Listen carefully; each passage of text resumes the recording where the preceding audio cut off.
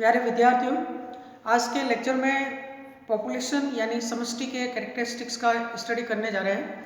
और इससे पहले अपन ने पॉपुलेशन के अंतर्गत साइज एंड डेंसिटी, इसके अलावा ग्रोथ रेट का कॉन्सेप्ट, डिस्पर्सल और एज स्ट्रक्चर, इन सभी का स्टडी किया है। नेक्स्ट आज अपन 3 कैरेक्टरिस्टिक्स का स्टडी करेंगे।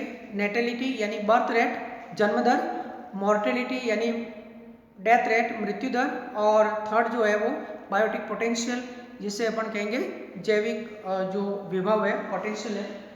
सबसे पहले नेटेलिटी बर्थ रेट जो होती है, किसी भी पॉपुलेशन में नई इंडिविजुअल की जो एंट्री है जिसके द्वारा पॉपुलेशन का साइज इंक्रीज होता है, वो यदि बर्ड्स है या रेप्टाइल्स है तो एग हैचिंग होता है, और मैमल्स है तो उसमें बर्थ होता है। इसके अलावा अगर यूनिसेलुलर फॉर्म्स है, प्रोटोजोआंस है, एल्गी है, बैक्टीरिया है, तो उसमें सेल डिवीजन के द्वारा नए इंडिविजुअल की एंट्री होती है। और यदि प्लांट के केस में सीड्स है तो उनका जर्मिनेशन के द्वारा नए इंडिविजुअल या सीडलिंग का डेवलपमेंट होता है।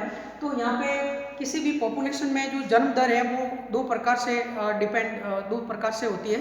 एक मैक्सिमम नेटेलिटी और एक मिनिमम नेटेलिटी जो है, जिससे अपन इकोलॉजिकल नेटेलिटी कहते हैं। तो जो मैक्सिमम नेटेलिटी है ये वास्तव में थ्योरेटिकल होता है यदि नो इकोलॉजिकल फैक्टर है, if there is no ecological factor, और उस कंडीशन में space, food, nutrients sufficient available है, तो उस कंडीशन में किसी भी इकोलॉजी के किसी भी पॉपुलेशन में नेटिलिटी है वो मैक्सिमम होती है। लेकिन नेचर में ऐसा पॉसिबल नहीं होता है, तो इसे फिकंडिटी रेट भी कहते हैं। ये फिकंडिटी रेट कहलाता है। सेकंड इकोलॉजिकल या फर्टिलिटी रेट है। इकोलॉजिकल या उसे रियलाइज्ड कहते हैं या फर्टिलिटी रेट कहते हैं जब इकोलॉजिकल फैक्टर की प्रेजेंस होती है। उस कंडीशन में अलग अलग पॉपुलेशन के ऑर्गेनिज्म में अलग अलग प्रकार के फैक्टर्स काम करते हैं, और उसमें बर्थ जो रेट होता है, जो जन्म दर जो होता है, वो आपके डेल्टा NN जो है उस पर डिपेंड करता है। और किसी भी पॉपुलेशन में जो बर्थ रेट है ये डिपेंड करेगा कि फीमेल इंडिविजुअल के द्वारा पर ओकेजन या कितने ऑफ स्प्रिंग का प्रोडक्शन हुआ है। तो एक इसके अंतर्गत क्लच साइज 3 इको पॉपुलेशन कैरेक्टरिस्टिक्स है। एक क्लच साइज होता है। क्लच साइज का मतलब होता है एक फीमेल के द्वारा पर ओकेजन कितने ऑफ स्प्रिंग का प्रोडक्शन हुआ है, तो ये कहलाता है क्लच साइज। यदि कोई ऐसी पॉपुलेशन है जिसमें एक पर्टिकुलर ओकेजन में, चाहे प्लांट हो या एनिमल हो, फीमेल के द्वारा पर ओकेजन ऑफ स्प्रिंग का प्रोडक्शन अगर ज़्यादा हो रहा है, चाहे वो सीड्स के रूप में हो या और किसी फॉर्म के रूप में हो, तो उसका साइज है वो इंक्रीज होगा, तो नेटेलिटी मैक्सिमम होगी। इसके अलावा time between first and next event, एक फर्स्ट जो बर्थ इवेंट है उससे और नेक्स्ट बर्थ इवेंट के बीच में कितना पीरियड है। यानी माना कि कोई प्लांट है, उसमें फ्लावरिंग एक साल में हो रही है, किसी के अंदर अलग अलग सीजन में हो रही है, या थ्रू आउट ईयर हो रही है, या कुछ प्लांट ऐसे हैं जिसमें काफ़ी वर्षों के बाद फ्लावरिंग हो रही है। तो फर्स्ट इवेंट और सेकंड इवेंट के बीच का जो समय है वो भी नेटेलिटी रेट पे डिपेंड करेगा। और थर्ड जो है वो टाइम ऑफ फर्स्ट रिप्रोडक्शन। पहले जब फीमेल यानी इंडिविजुअल फर्स्ट रिप्रोडक्शन के योग्य कब बनता है, वो उसका एज क्या है, age of female of first reproduction. तो उसमें यानी माना कि कोई प्लांट है जिसके अंतर्गत वो 5 इयर्स के बाद फ्लावरिंग करता है, रिप्रोडक्शन। कुछ प्लांट है जिसमें सीजनली होता है, और कुछ एनिमल्स भी ऐसे हैं जिसमें काफ़ी वर्षों के बाद में फर्स्ट रिप्रोडक्शन के कैपेबल फीमेल के द्वारा रिप्रोडक्शन होता है। तो इस प्रकार से ये 3 जो मेजर फैक्टर्स है, ये नेटेलिटी रेट जो जन्म दर है किसी पॉपुलेशन पे, वो उस पर डिपेंड करती है। इसके अलावा क्लाइमेट का भी बहुत फर्क होता है। जहाँ पे ह्यूमिड क्लाइमेट है, टेम्परेचर हाई है, क्लाइमेट ह्यूमिड है और हैवी रेनफॉल है, मॉइस्चर ज़्यादा है, तो वहाँ पे प्लांट के केस में वहाँ पे रिप्रोडक्शन थ्रू आउट ईयर होता रहता है। टेम्परेट एरिया में पॉपुलेशन साइज बड़ा होता है वार्म टेम्परेचर की तुलना में। नेक्स्ट मॉर्टेलिटी की बात करेंगे, इसे अपन डेथ रेट कहते हैं। डेथ रेट यानी मृत्यु दर जो होती है ये भी दो प्रकार की होती है। एक मिनिमम मॉर्टेलिटी, मिनिमम मॉर्टेलिटी की बात अपन तब करेंगे जब वहाँ पे कोई भी इकोलॉजिकल फैक्टर्स नहीं है, यानी कि जहाँ पे सारी कंडीशन सफिशिएंट है, इसको फिजियोलॉजिकल लॉन्गेविटी भी कहते हैं। यदि माना कि कोई भी पॉपुलेशन के ऑर्गेनिज्म है, स्पीसीज है, और उसमें कोई भी इकोलॉजिकल फैक्टर्स नहीं है, उस केस में पर्याप्त मात्रा में जो भी फूड स्टफ मिल रहा है उसके आधार पर स्पेस मिल रहा है, उस केस में किसी भी इंडिविजुअल की डेथ है वो उसके फिजियोलॉजिकल लॉन्गेविटी के पर डिपेंड करेगी, यानी उसका पूरा लाइफ स्पॉन कंप्लीट होने के बाद ही उस इंडिविजुअल की डेथ होगी। तो ये थ्योरेटिकल है, ये मिनिमम, उस कंडीशन में मॉर्टेलिटी क्या होगी, मिनिमम, ये नेटेलिटी का रिवर्स है। लेकिन नेचर में ऐसा होता नहीं है, यहाँ पे इकोलॉजिकल या रियलाइज्ड मॉर्टेलिटी होती है, यानी कि हर एक जीव जो होता है उनका पॉपुलेशन साइज जो होता है वो नेचर के जो चेक पॉइंट्स है, इकोलॉजिकल फैक्टर्स है, उसके द्वारा वो कंट्रोल होता है। तो ये इकोलॉजिकल या रियलाइज्ड मॉर्टेलिटी कहलाती है। तो यहाँ पे एक बात अपन करते हैं कि जब अपन किसी पॉपुलेशन की बात करते हैं तो वहाँ पे इस चीज़ पे ज़्यादा फोकस नहीं किया जाता है कि कितने इंडिविजुअल है वो उनका डेथ हो रहा है, बल्कि यहाँ पे अपन इस बात को डिसाइड करते हैं कि सरवाइव कितने कर रहे हैं। जो नेटेलिटी है, बर्थ रेट है, उसमें से कितने मॉर्टेलिटी हुई उनकी और उसके बाद कितने इंडिविजुअल है वो सरवाइव कर रहे हैं। तो यहाँ पे एक वाइटल इंडेक्स की बात आती है कि अगर बर्थ में से डेथ घटाई जाए, यानी कि बर्थ और death 100 multiply by birth upon death, जितनी भी बर्थ है उसमें डेथ का भाग देके उसको 100 से मल्टीप्लाई करेंगे तो ये रेशियो वाइटल इंडेक्स कहलाता है। और उसके आधार पे किसी भी पॉपुलेशन में जो सर्वाइव करने वाले ऑर्गेनिज्म का अपन रेशियो निकाल सकते हैं। और ये जो रेशियो जो है, यानी कि एक एज के अकॉर्डिंग, यहाँ पे एज का भी बहुत बड़ा फैक्टर है। डिफरेंट एज के अकॉर्डिंग जो मॉर्टेलिटी का जो पैटर्न है, the pattern of mortality with age of a population, वो कहलाता है सर्वाइवरशिप कर्व। ये बहुत इंपॉर्टेंट क्वेश्चन है, सर्वाइवरशिप कर्व क्या होता है, ये आपके एग्जाम में क्वेश्चन आता है। तो किसी भी पॉपुलेशन में बर्थ माइनस डेथ के बाद में कितने इंडिविजुअल सर्वाइव कर रहे हैं, उनको ये अलग अलग पॉपुलेशन की अगर अपन बात करते हैं, चाहे प्लांट और एनिमल हो, तो वो जो मॉर्टेलिटी का जो एज के अकॉर्डिंग जो पैटर्न है, यानी कि उनका जो बर्थ हो रहा है, बर्थ लगा करके डेथ तक जो भी पैटर्न है, सर्वाइवशिप का पैटर्न है, उसको अपन प्लॉट करते हैं परसेंटेज लाइफ स्पॉन और सर्वाइवर पर 1000 के अकॉर्डिंग अगर देखा जाए तो अपन को यहाँ पे 3 प्रकार के कर्व प्राप्त होते हैं, उससे कहते हैं मॉर्टेलिटी के अंतर्गत सर्वाइवरशिप कर्व। तो देखिए ये सर्वाइवरशिप कर्व है, ये 3 प्रकार के हैं। ये जो आप एक ऐसा डायग्राम बनाओगे और यहाँ पे नीचे एज लिखोगे, इंडिविजुअल एज है, कोष्टक में परसेंटेज लाइफ स्पैन, प्रतिशत उनका जीवन काल क्या है, और ये लॉग स्केल के ऊपर सर्वाइवर पर 1000 आपको लिखोगे, 0, 10, 100, 1000 इस प्रकार से है। अब इसमें सबसे पहला जो है, आपको पहला जो डायग्राम जो बनाओगे उसमें एकदम स्ट्रेट लाइन बनाओगे। ये आपका सबसे पहला जो ए आपका जो कर्व आएगा वो यहाँ से स्टार्ट होगा और बीच में से कॉन्वेक्स और फिर डाउन हो जाएगा, यानी ये हाईली कॉन्वेक्स कहलाएगा। उभरा हुआ जो तल होता है उसे हाईली कॉन्वेक्स कहते हैं, और ये ए होगा। तो ए है वो हाईली कॉन्वेक्स कर्व है, और इसके अंतर्गत ये 3 ऑर्गेनिज्म है। तो डियर है, इसके अलावा माउंटेन गॉड्स है, उसमें जो यंग पॉपुलेशन है उसका डेथ रेट ज़्यादा होता है, इसके बाद में वो स्टेबल हो जाती है, और इसके बाद में मैन, यानी कि यहाँ पे अगर बात करेंगे कि बर्थ से लगा करके डेथ तक जो सर्वाइवरशिप है वो लगभग एक समान है, स्टेबल है।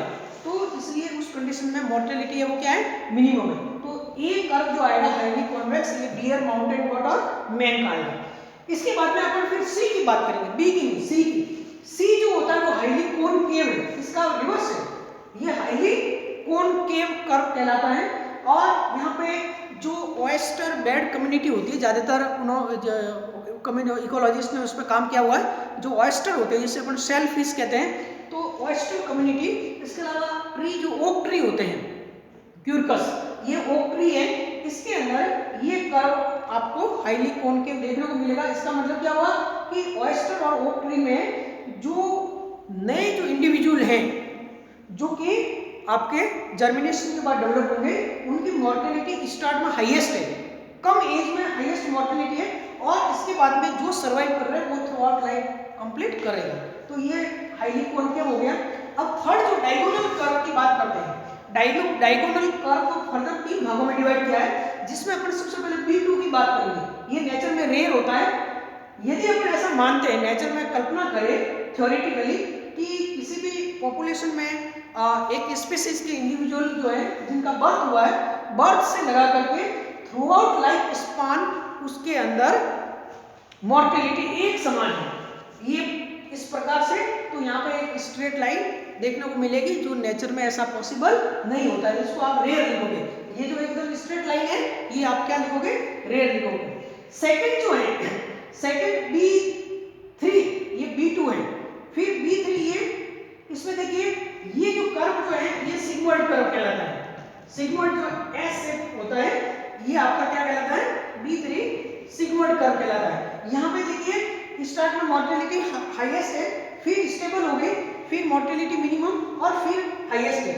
तो इस प्रकार से यहाँ पे ये एस शेप या सिग्मॉइड कर्व प्राप्त होता है।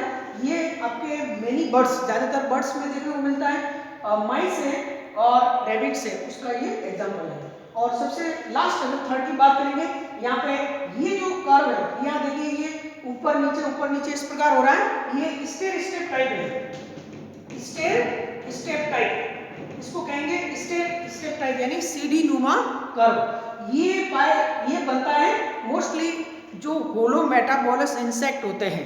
होलो मेटाबोलस इंसेक्ट का मतलब होता है कि वो इंसेक्ट जो कंप्लीट मेटामॉर्फोसिस करते हैं। इसमें कुछ बटरफ्लाई है, मोथ्स हैं, इस प्रकार के इंसेक्ट आते हैं। उसमें जब फेवरेबल कंडीशन है तो इसमें हाईएस्ट, अनफेवरेबल कंडीशन में हाईएस्ट मॉर्टेलिटी स्टार्ट में होगी, इसके बाद में फेवरेबल कंडीशन में उनका सर्वाइवरशिप बढ़ जाएगा, बर्थ रेट बहुत ज़्यादा होगा, फिर वापस ये स्टेबल हो जाएगा, फिर एकदम डाउन हो जाएगा। तो यहाँ पे उनके अंदर ये एनवायरमेंटल फैक्टर पे ज़्यादा डिपेंड करता है, तो ये सीढ़ी नुमा कर्व प्राप्त होता है। तो ये आपके जो स्ट्रेट लाइन, सिग्मॉइड कर्व और स्टेयर स्टेप टाइप, ये तीनों जो कर्व है ये डायगोनल कर्व है वो कहलाते हैं। तो ये सर्वाइवरशिप कर्व का जो आपके एग्जाम में क्वेश्चन आता है। और सबसे लास्ट में हम बात करते हैं बायोटिक पोटेंशियल की। बायोटिक पोटेंशियल बहुत ही इंपॉर्टेंट चीज़ है। कोई भी ऑर्गेनिज्म है, कोई भी स्पीसीज है, प्लांट है, एनिमल है, माइक्रोब्स है, हर एक जीवों के अंदर अपन यूनिसेलुलर एल्गी, प्रोटोजोआन से लगाकर लार्ज मैमल्स तक की अगर बात करते हैं तो हर एक जीव के अंदर एक इनहेरेंट पावर ऑफ रिप्रोडक्शन पाया जाता है, इनहेरेंट पावर ऑफ ग्रोथ पाया जाता है, जिसके द्वारा वो रिप्रोड्यूस हो रहा है, जिसके द्वारा वो सर्वाइव कर रहा है, नंबर ऑफ इंक्रीज इसका हो रहा है। तो ये कहलाता है बायोटिक पोटेंशियल। और इसको स्मॉल आर से नोट करते हैं। स्मॉल आर बायोटिक पोटेंशियल बराबर बर्थ माइनस डेथ, और किसने सर्वाइव करते हैं वो डिपेंड करेगा उनकी इनहेरेंट पावर के ऊपर। और ये वर्ड जो है चैपमैन ने 1928 में चैपमैन ने दिया था, और उन्होंने बताया था मैक्सिमम रिप्रोडक्टिव पावर, किसी भी जीव का जो मैक्सिमम रिप्रोडक्टिव पावर है वो बायोटिक पोटेंशियल कहलाता है। ये डिपेंड करेगा न केवल उसका साइज क्या है, किसी भी ऑर्गेनिज्म का साइज जितना बड़ा है इसका मतलब ये नहीं है कि उसका बायोटिक पोटेंशियल ज़्यादा है, जितना बड़ा साइज होगा बायोटिक पोटेंशियल कम होगा।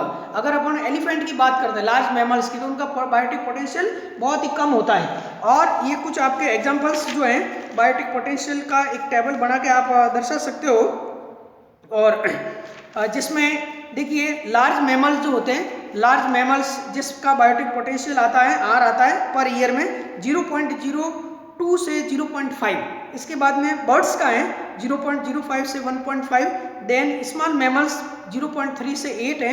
इस प्रकार से लार्ज इनवर्टिब्रेट्स का 10 to 30 है, इंसेक्ट का 4 to 50 है, और स्मॉल इनवर्टिब्रेट जिसमें लार्ज प्रोटोजोआन्स समेत 30 to 800, और प्रोटोजोआन्स एंड यूनिसेलुलर जो एल्गी है उसका 600 to 2000, और सबसे मैक्सिमम बायोटिक पोटेंशियल होता है 3000 to 20,000 बैक्टीरिया का, जीवाणुओं का सबसे ज़्यादा होता है। इसका मतलब जो जीव जितना सूक्ष्म होगा उनकी कॉलोनी ज़्यादा होगी संख्या में, उनका रिप्रोडक्टिव पावर भी ज़्यादा होगा, इनहेरेंट पावर भी ज़्यादा होगा। तो इस प्रकार से ये आपके बायोटिक पोटेंशियल क्या होता है, इस पर शॉर्ट नोट एग्जाम में आता है या डेफिनेशन आती है, तो आप उसको समझा सकते हो। और ये आपके पॉपुलेशन कैरेक्टरिस्टिक्स के बारे में सारी जानकारी होगी। और नेक्स्ट वीडियो लेक्चर में अपन आपका है नेक्स्ट सिलेबस में है कम्युनिटी। कम्युनिटी जिसे समुदाय कहते हैं। नेचर में जो कम्युनिटी होती है वो चूँकि एक कम्युनिटी के अंदर केवल लिविंग एंटिटीज़ का डिस्कस करते हैं, उसको ही काउंट किया जाता है लिविंग एंटिटीज़ का। इसलिए कोई भी कम्युनिटी होती है उसे अपन बायोटिक कम्युनिटी कहते हैं, जिसमें एक कम्युनिटी में अनेकों प्लांट्स और एनिमल्स का असेंबलेज पाया जाता है और उसमें इंटरेक्शन पाया जाता है। तो ये बायोटिक कम्युनिटी यानी जैविक समुदाय क्या होते हैं, उनके कैरेक्टरिस्टिक्स क्या हैं, और वो अपन पहले कैरेक्टर्स पढ़ेंगे, फिर उनके कैरेक्टर्स जो यूज़ किए जाते हैं वो कौन कौन से उसको अपन पढ़ेंगे। और यदि किसी पर्टिकुलर लोकेशन जो है जोग्राफिकल एरिया जहाँ पे अगर अपन बात करेंगे कि बायोटिक कम्युनिटी जहाँ पे लिविंग एंटिटीज़ की बात करते हैं, अगर इसके साथ साथ अपन नॉन लिविंग एंटिटीज़ की भी बात करेंगे कि एक एनवायरनमेंट के लिविंग और नॉन लिविंग दोनों एंटिटीज़ के बीच का इंटररिलेशनशिप का स्टडी करेंगे, तो उसे बायोटिक कम्युनिटी की तुलना में उसे कहेंगे इकोसिस्टम कहेंगे। तो ये इकोसिस्टम क्या, उसको भी अपन आगे स्टडी करेंगे और नेक्स्ट वीडियो लेक्चर में। Thank you.